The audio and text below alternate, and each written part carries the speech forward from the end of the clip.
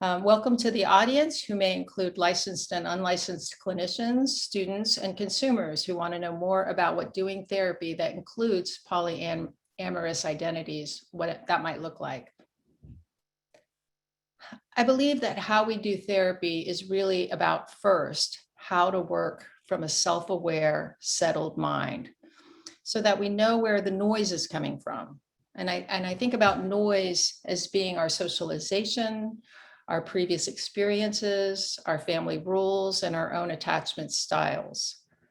Being grounded helps us stay curious and humble.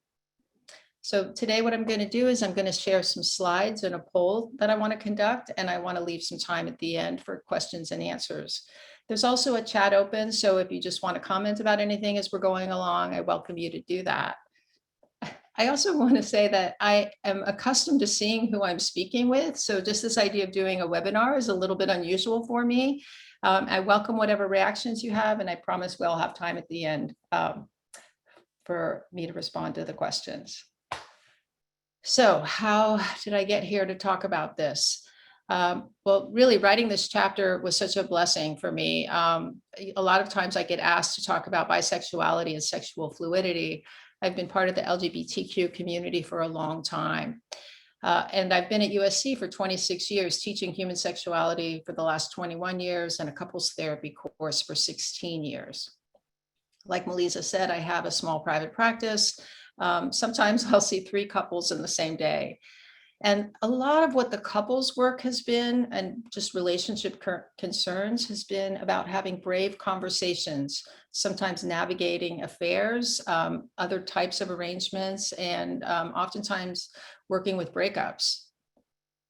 I also have had friends and colleagues in committed long-term polyamorous or consensual non-monogamy arrangements. And I have clients that have come into therapy and then evolve while we're in therapy, working on relationship issues and saying they want to open their relationships up, and they're curious about how to do that ethically. So Melissa, this is where I'd love for you to throw up the poll, and if y'all could take some answers, take time and answer. If you're not working with clients, skip the first one, but please still answer the rest of them. There's 5 questions, so please scroll down. All right, as it's filling up, I want to tell you about this flag that's in the corner. The gold pie is the letter P for the first letter in poly, and the gold represents emotional attachment. The blue represents openness and honesty. The red represents love and passion, and black is for solidarity. So, awesome. It says 79% of you have worked with poly clients and or people navigating these relationships. You can see these. Not sure if this would be a personally successful or satisfying arrangement. 45% of you think it sounds great. Awesome. Do you feel adept in navigating brave conversations? Good. All right, in terms of parenting, good to have some parents in the house and family of origin, siblings. The reason I'm asking these questions, my thoughts are that we're measuring experience, feelings, and skills related to this topic. And then the last 2 questions are about other experiences that can provide some parallels to comprehending what poly relationships are like. So let me start with talking about parenting. Some folks worry that before they have kids, that they're not sure they'll know how to love their kid. And I share with most clients and friends that a common story I hear is that it's a profound experience of loving one's baby, and that they thought they would never love anyone or anything as much as they love their kid. Now, what I've noticed is that when the second kid comes around, we don't go back to that limited supply of love and steal from the first. We grow a bigger heart. We may have to share our time, our resources, sleep, toys, and attention, but we seem to have an organic capacity to love more than one child, distinctly and deeply. Good parenting is honoring the uniqueness of each child, loving and nurturing them to be who they are, whether they are like us or different. For those of you who are parents, how many of you can mimic their insistent cries? I have clients who come in and they describe their stress and they'll say, oh, all I hear is mama, mama, or mommy, mommy, or papa, papa, or mom, mom. And that insistence of that, demand on them is one of the things that they carry with them. When kids are engaged in solitary or interactive play with others, we can often feel relief. We don't feel abandoned. We love outsourcing that demand on our time so that we can have those non-parent moments to ourselves. We are secure in our attachment with them, and we know that they're going to be back, right? They're always back. So my students will sometimes say, I know I'm not supposed to have a favorite client, but as a clinician, here's my stance. Each relationship is different. Some clients are more challenging. They're more wrought with self-pity. They might be more defended due to the extent of their trauma. They're not particularly reflective, and some maybe seem to lack curiosity. Their focus might be boring to us, but that is their life right now. I still join with them through expressing empathy and seeking to understand their phenomenological world. Other clients are reflective. They bring in a lot of visuals. They might be funny and self-aware, and those sessions seem easier. The likable client is like being an Uber driver when you get a call to go up the PCH at 6 a.m. It's beautiful, it's serene, and there's the secondary gain of pleasure for us. And then the more challenging client can be like getting a call to go into rush hour traffic. So my integrity as a fellow traveler, as the therapist, is that I'm committed to bringing the best version of myself to whatever journey I'm joining. That's what we do in this field. So just as people make personal decisions about whether they should have kids, what they read, following a sports team or band, buying a house, or not living under the same place for too long, we are listening to someone tell us something about themselves and their values.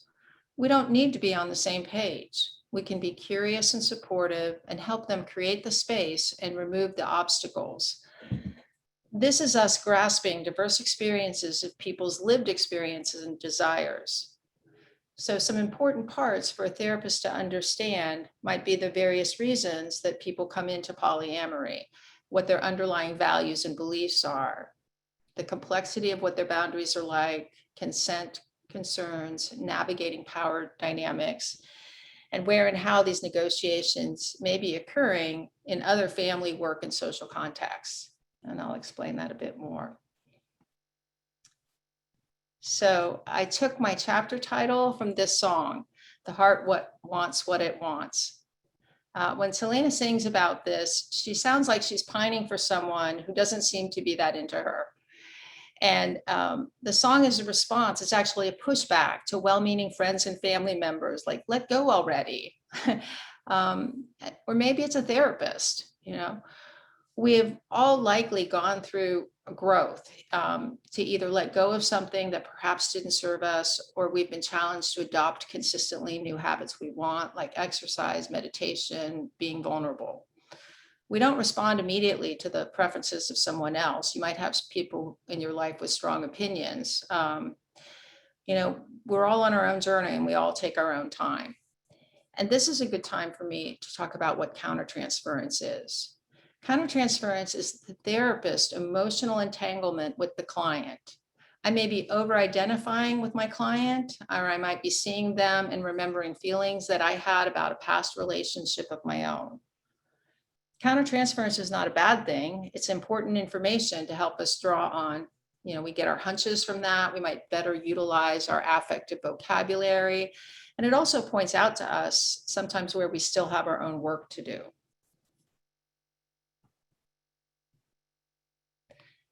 So what is consensual non-monogamy? I'm using this term interchangeably with polyamory today. So it is defined as emotional and sexual relationships with more than one person. simultaneously and with the full knowledge of everyone involved. This is not accommodating an exposed affair that is breaking someone's heart. This is not, can I keep them, please, pretty please?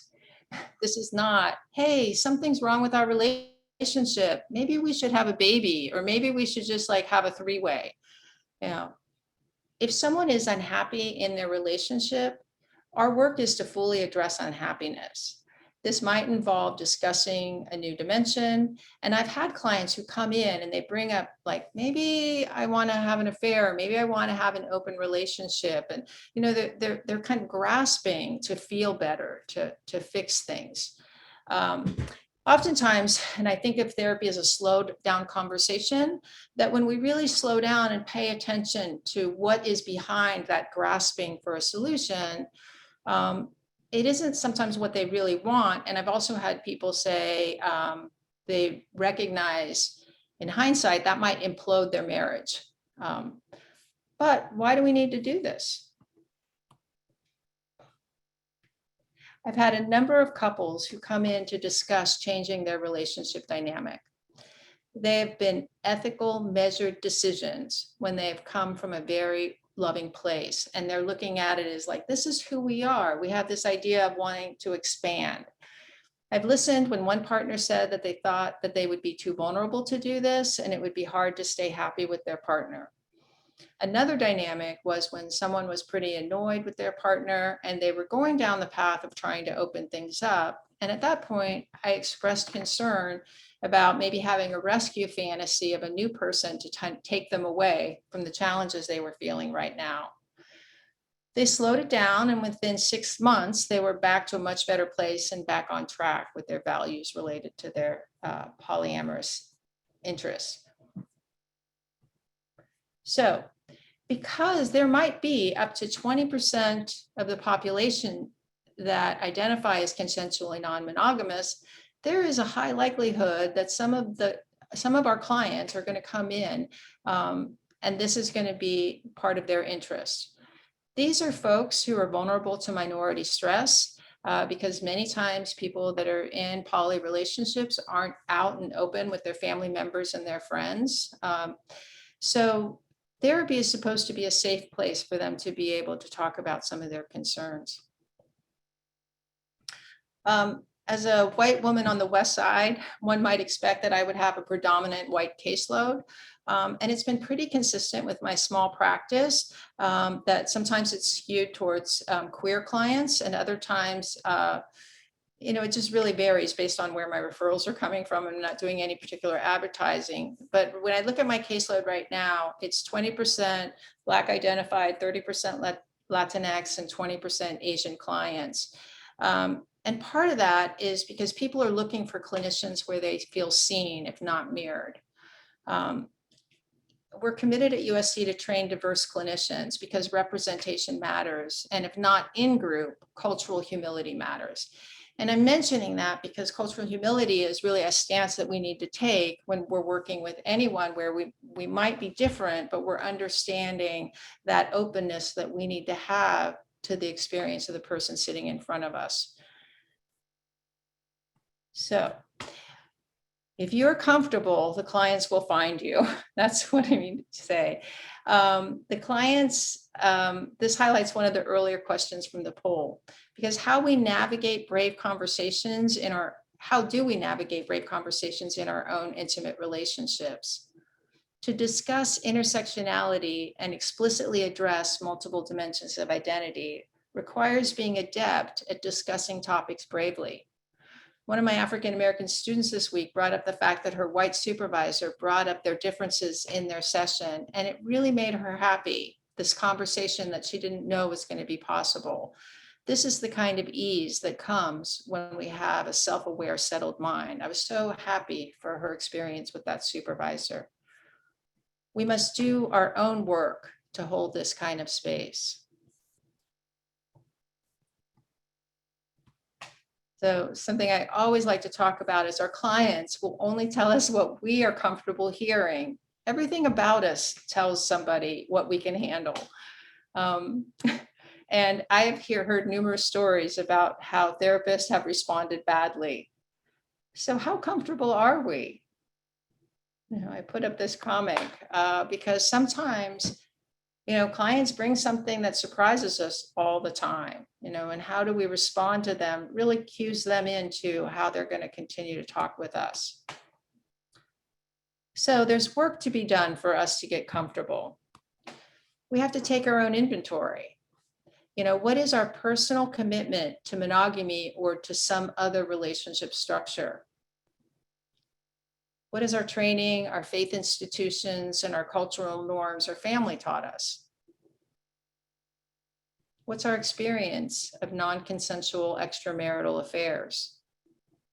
And do we have any healing that we need to do in that area?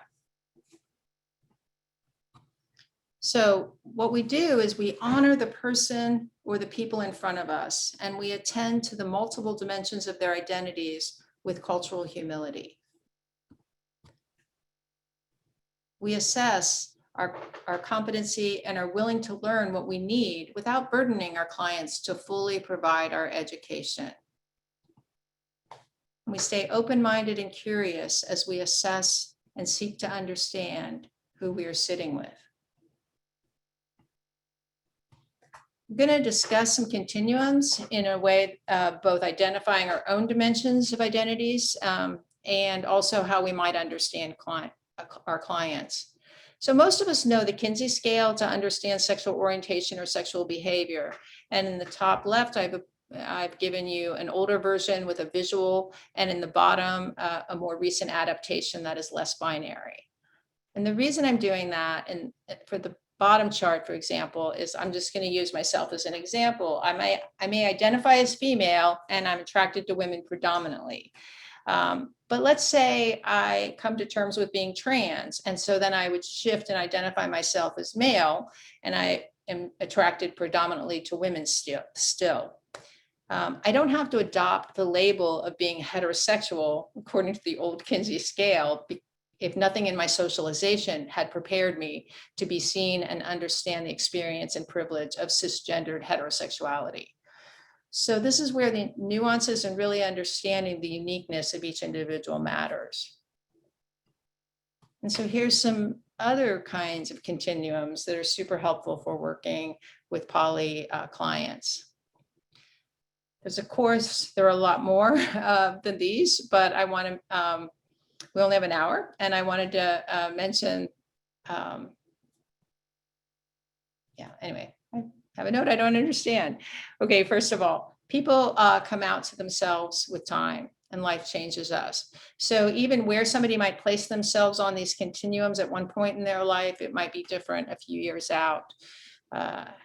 And then most of us have worked with people with children and or before they have kids, and there's a continuum of people on one end that might say, I never want to have kids, and the other end they might say, I definitely want to have kids. But that's one of those things where we've seen changes, where someone might start off saying, I don't want to have kids, they get into a relationship, and then they're like, you know what, I think I'm changing my mind on this, I'm ready, or I'm feeling something different than I did before. And that is part of that fluidity that I think is really important that we honor in ourselves and in others. So in this situation, the point of understanding continuums is just to help us understand conceptualizing our clients. You might have a relationship, I'm going to start off with a relationship with two people, and one is more monogamous than the other. One might be more bisexual than the other. Their sex drives may have been pretty much aligned at one point, but now they're vastly different. Their attachment styles might be both pretty secure, or you could have a situation where one person has a very secure attachment style and the other person is pretty anxious. These similarities and differences are part of those clear communication topics that you might need to talk about in therapy. I don't know if anybody's wondered why I've been using chess pieces as part of the theme on this. And it's because when I talk with partners about commitment, I utilize the idea of these two powerhouses on a chessboard, the king and queen, in spite of the gendered language related to that. The king and queen protect one another in a hierarchical arrangement. And this means that I might have something on the side with my bishop, but I would never let the bishop be a threat or replacement for my queen. That's how I think about it in poly relationships. Now, we all have bishops and pawns and knights in our lives. These are the other pieces on a chessboard for those that aren't chess players.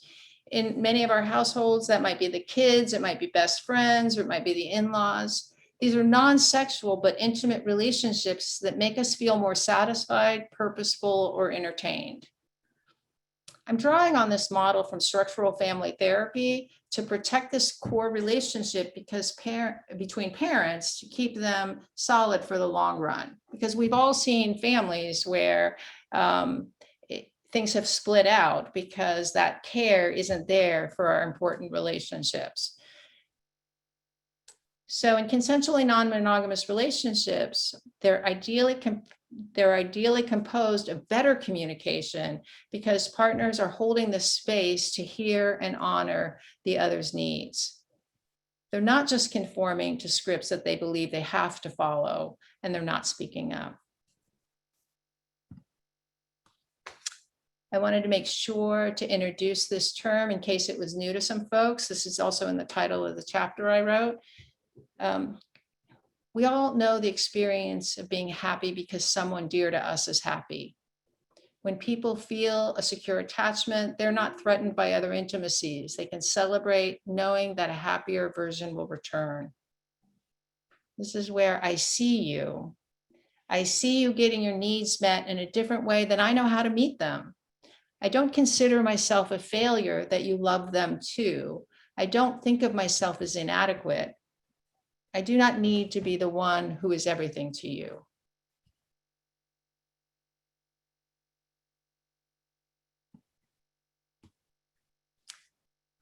So here are some of the other players. I'm going to show you some models of relationships, different relationship configurations, and you don't have to worry about being an expert on everything. This stuff's all on the internet and you can reference it later. I also want to mention an organization doing some amazing training around this called the Affirmative Couch, and that's going to be in the references later. But when I was preparing this chapter, some of the work I was reviewing was from there. So what is important? What is important is that we are seeing clients, that we're there to understand their concerns and not to have them educate us. When we sit down with someone, we do a full assessment. Sometimes we get introduced to something we don't know about and either get embarrassed by not knowing or shut down, or we get triggered and our biases leak out all over. I've heard the following said by therapists at the time of disclosure of poly or bisexual identities. Therapists have said, I'm worried about you. Is something wrong? Are you sure this is what you want? Is there someone forcing you to do this? All of these are countertransference. Their disclosure is bumping into the therapist's value system that is clearly different than theirs.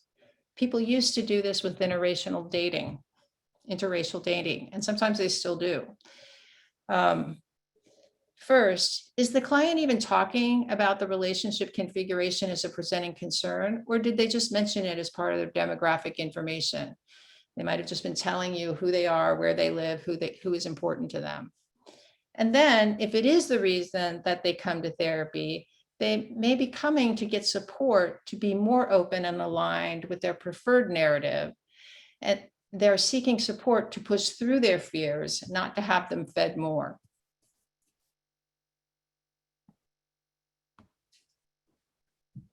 So here's some of the configurations. The first one, the open dyad. This might be a couple who has playmates. Yeah. The V triad might be somebody that has both a primary and secondary partner. It may be that one relationship is hierarchical and more important than the other. And then in the triad, this is 3 in a more committed relationship. One of the tapes I've used, the videos I've used for teaching that I highly recommend was a documentary called 3 of Hearts, because it followed a triad for about 12 years. And you really see them go through developmentally some of the changes. The N quad might be two hetero couples where the husbands are involved with each other. It could be a married couple where they both have committed partners outside of their relationship.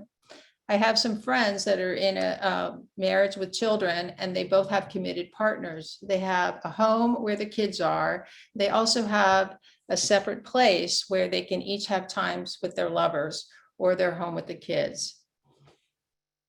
A quad or a foursome is oftentimes, it might be called a pod as well. And this is where you just have a relationship amongst everyone. All of these relationships take so much processing, so much kind of conversation, and that's part of those ethics and the openness. Again, going back to thinking about those values that were connected and represented in the flag. The web or a poly family might be people that live together or are just very much a part of a community, and they're fluid in their shared lives.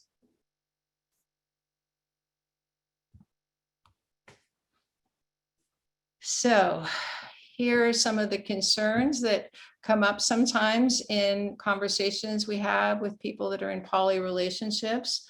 If you have individual or partnered clients coming in, they might be single or in monogamous relationships. I'm sure you're dealing with some of these same kinds of conversations. This is where understanding that what we might be doing is engaging in a cross-cultural therapy situation, and you're respecting the autonomy of your clients and assisting them in exploring their exploration. So when I was getting this talk together, I was trying to look for clips, and this is a screen grab of a show on Showtime, show called Polyamory, Married and Dating. And so these are 4 people in a pod, and then somebody has a girlfriend too. And at some point she's only exclusive with one of the people in the pod. But one of the scenes that I followed in this series was about the couple that's on the left negotiating a boundary crossing or having to renegotiate a contract. And it was so interesting to watch this kind of care and hurt feelings and growth of just really being brave and being able to speak up and hold the space for different kinds of feelings that were coming up. I can just read you after this breach of what felt like a violation to their contract, the person said, it really made me think about this relationship for 2 years, because 2 years they've been in this foursome, because so many good times, there've been so many good times. And I thought, throwing away 2 years for some misunderstanding and making mistakes doesn't make sense. The partner says, I'm really sorry. And they say, and I get that. And I get this for my partner to have some freedom. And, I'm working on it. My jealousy issues come from insecurity and fear. Fear just happens, and we just have to work it out. I guess what I would be willing to do in terms of you sleeping in the house that's with the other couple is that you can see them one night a week, but you just have to schedule it, because I don't want it to be a spontaneous thing. I want to know. The partner says, this is definitely going to happen. Thank you, sweetie. I really appreciate you taking the next step. It means a lot. It means that we're making progress. It's actually beautiful to see the growth you've made going into the right direction. I don't think this mistake is ever going to happen again. And then they say, it won't. And part of it is like, and I'm mentioning this kind of this experience of insecurity, this experience of jealousy, coming into this relationship. It's like, oh, here's the ground rules. I always want you to come back to our bed at night. And that had gotten kind of spontaneously violated. And them talking through this, and instead of just kind of throwing their hands up, is part of that kind of brave processing that happens in these kinds of ethical relationships.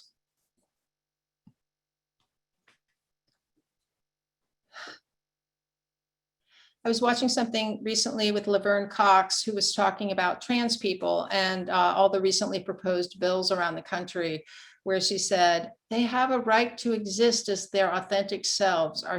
Our humanity should not be up for public debate. I believe that our strong opinions about another person's life choices is deeply rooted in our countertransference, and we must recognize those influences that shape our opinions, and then we consciously support our clients' autonomy and the right for them to make decisions about their own lives. It's not our call to make those judgments, because ethical and complex relationships require a lot of processing. These can be actually wonderful clients to work with, as attachment concerns are tapped into and articulating feelings are prioritized in these relationships. And this is a very atypical resource list, but part of being a good student is not just learning what the instructors want you to know, but is seeking to know what they know. So I've attached some materials from like the Affirmative Couch website that I mentioned earlier. Martha Kauppi is a LMFT that has a new book out about polyamory, clinical tools for therapists and their clients. And a book that one of my students had reviewed was called Polysecure. And I've actually recommended this to two of the couples I'm working with since we had talked about it in class. And now I want to open this up for some questions and comments. So let me start with the questions. Sounds like there is a hierarchy. So there are relationships, sometimes people are called relationship anarchy. So there isn't necessarily a hierarchy. And in some relationships, there are hierarchical relationships. Would you offer those continuums in that format to clients so that they may locate themselves on the spectrum? Yeah, sometimes I do. I actually, when I'm talking to somebody who identifies as bisexual, I use the Klein grid, which talks about all kinds of, we might have social relationships, sexual attractions, fantasies. So it's a way of doing more of a grid than just a continuum. But yes, I think visuals are really helpful for people. Let's see, I'm curious if there are any studies on the attachment styles between them and their primary caregiver and wanting a polyamorous relationship. So the Polysecure book actually helps people identify their relationship styles in terms of understanding their attachment. Now, I also think that some folks say you can't really do this until you have a secure attachment. But the thing is that I'm not policing people. So what happens is that clients come to us in all different kinds of configurations.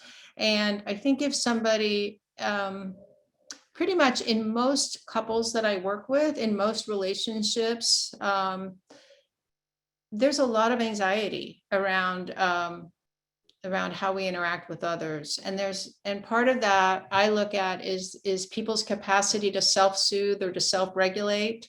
So one of the things I end up talking about with all clients is their capacity to understand when they are in their primitive brain, in the fight, flight, or freeze response. And sometimes that's really is activated by their attachment style. And then also, but I think anybody can learn how it is to catch themselves, to really breathe, to take a break as needed, to have safe words, in terms of how to stop a conversation that's going off the rails and be able to come back.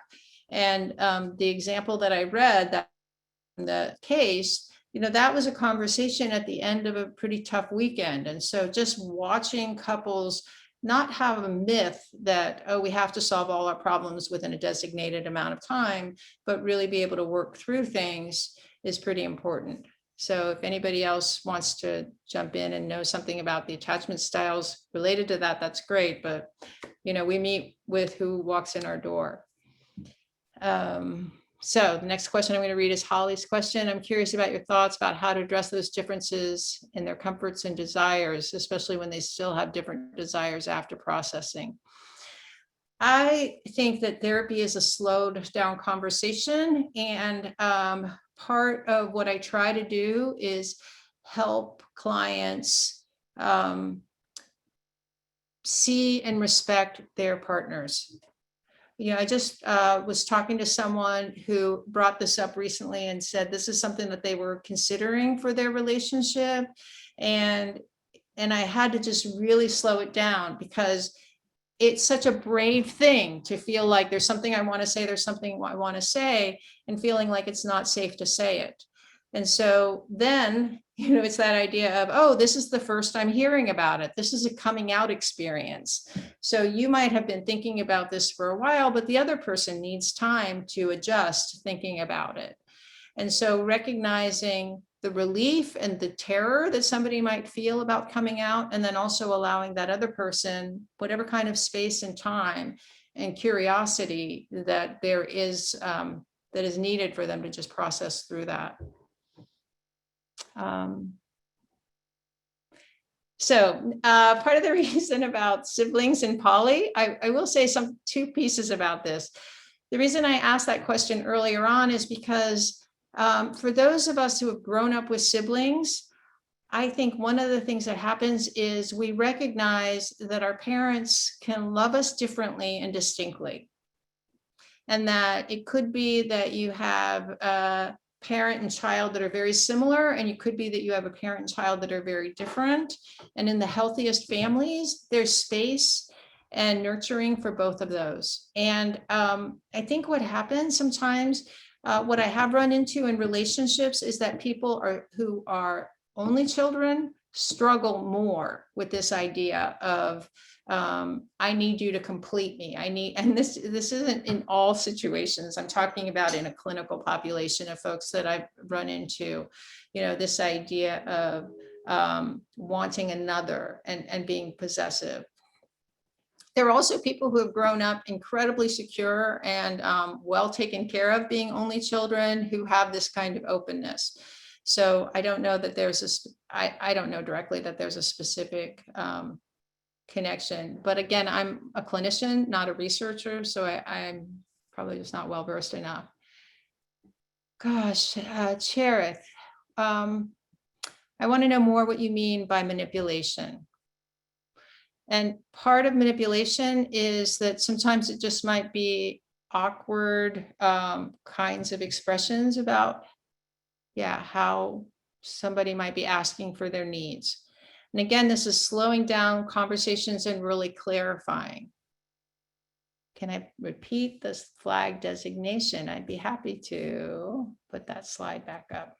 So the gold pi is the first letter in poly, and the gold represents emotional attachment. The blue represents openness and honesty.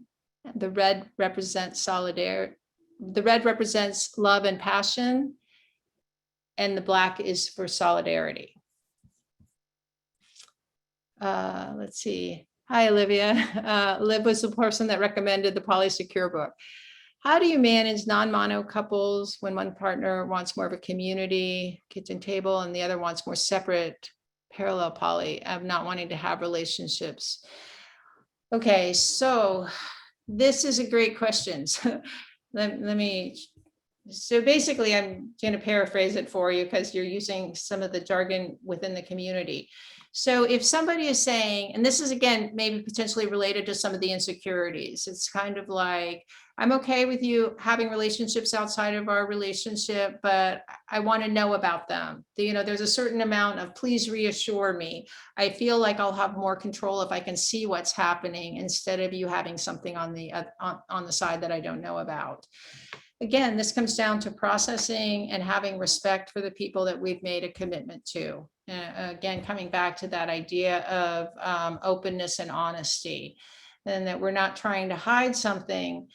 I have dealt with situations where, and again, this has to do with this idea of I'm getting certain needs met with you, and I'm getting different, distinct needs met with someone else. And when I go back to that idea of letting the person that you're in a primary relationship know you are important to me, really listening to what are the underlying concerns about reassurance instead of somebody prescribing, I need to be reassured by having a kind of transparency that might be control. I'm going to go to a kind of an interesting parallel for that. One of the things that happens sometimes when I've dealt with ruptures in monogamous relationships and somebody's had an affair The person who feels injured in that arrangement will often say, I want to know everything about that other person. I want to know everything you did, what they were wearing, what they looked at.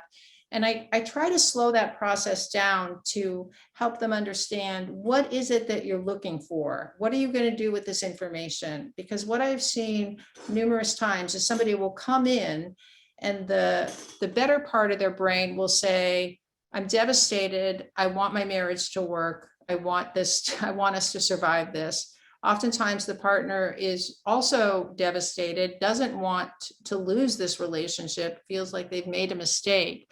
But as we kind of like dump the garbage can out and see so many of these details, that becomes information that people ruminate about.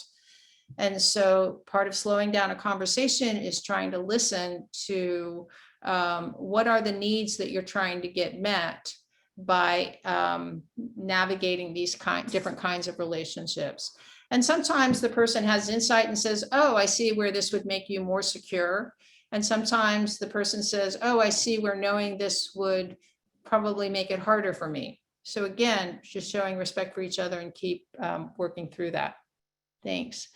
So where would you put avoidant attachment on the attachment spectrum? I'm curious about attachment style and the potential relationship.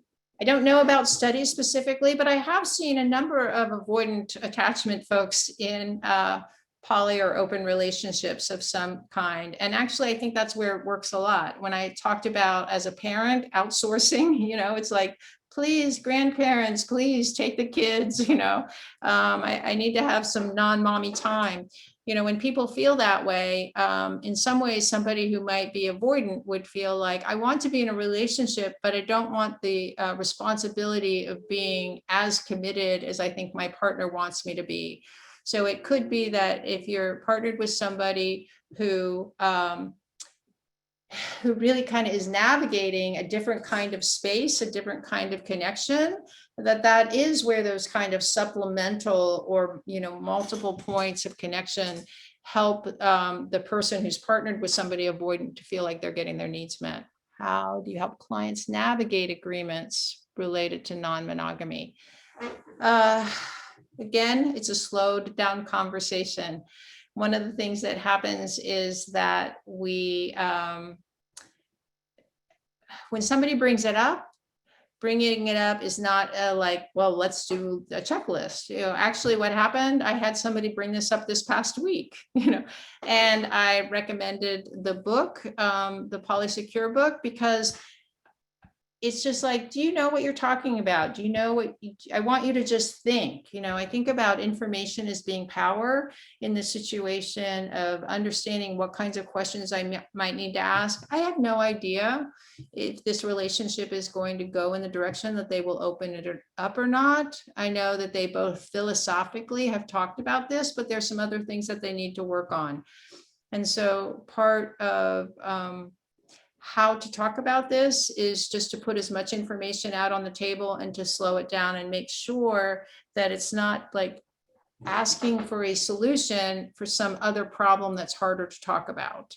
Because sometimes it might be like, we just have a very unsatisfying sex life and I don't know how to talk about this. So I would rather just go hook up with somebody else than be assertive. And it's like, you know what? It might be helpful to be assertive and this might still be part of the solution. And that certainly has been true. And that's where I'm just trying to kind of join with them, but really listen to what those needs are. And by them knowing more about these kinds of arrangements that they're thinking about, they're able to speak more directly to what their needs are. Can I address misconceptions? Yeah. Okay. So misconceptions made versus poly relationships. So just even watching the show I told you about, it's like they did have a party. I think these are a poly community in the Southern California area. I don't think, but then I also thought they really have some stylists working with these folks. So poly, the people that I know, and this is why I said it's been helpful for me having friends and colleagues that have been poly relationships. They've come in every shape and size and age group. There have been people in their 20s who are like, I'm committed to you. I know I want to be, you're my person for life, but I don't know that I want to be monogamous. And I've seen young couples that either have identified everywhere on the spectrum in terms of heterosexuality or queerness at some point, be able to express that. And I think sometimes there's this idea that being poly is something temporary. I was quoting somebody from years ago who had first talked about open relationships back in the 70s and was very raw open relationships, had all the ethics, all the processing stuff that we see now. And then I checked in with her, 25 years late, no, longer than that. I checked in with her, I think in 2012 or something. And I just said, hey, I know you did this research back then. What happened? And she and her partner were still in an open relationship. It had been 40 years, but she said, it doesn't work for everyone. And that's the important piece, is that sometimes we have conversations with people, and I have had relationships open up and then decide to close back down for a while. There isn't a right or wrong about this. It's just important that people really slow down, listen to themselves, and then are able to communicate well with somebody else. And then this last question, Lisa, if there are any data, numbers, sexual infidelity in monogamous? There is research about this, Lisa, and I don't know it offhand. So my email is andrus@usc.edu. And if you write me, I know that I actually have this in the chapter that I wrote. But actually what happens is that we see so many marriages and committed relationships end because of infidelity. And part of infidelity is not knowing how to have these conversations, either the conversations to get your needs met in an authentic way in the relationship, or a conversation about, I have a different need, like the comic I put up there from before. I wanted to say thank you to the center for calling me an author. I've never considered myself an author. I've authored a couple of chapters. And it's in the next slide. Actually, it's in the last slide. So let me go back to the last slide. So here's the resources. I want to say thank you to everyone who has attended and for your engagement today.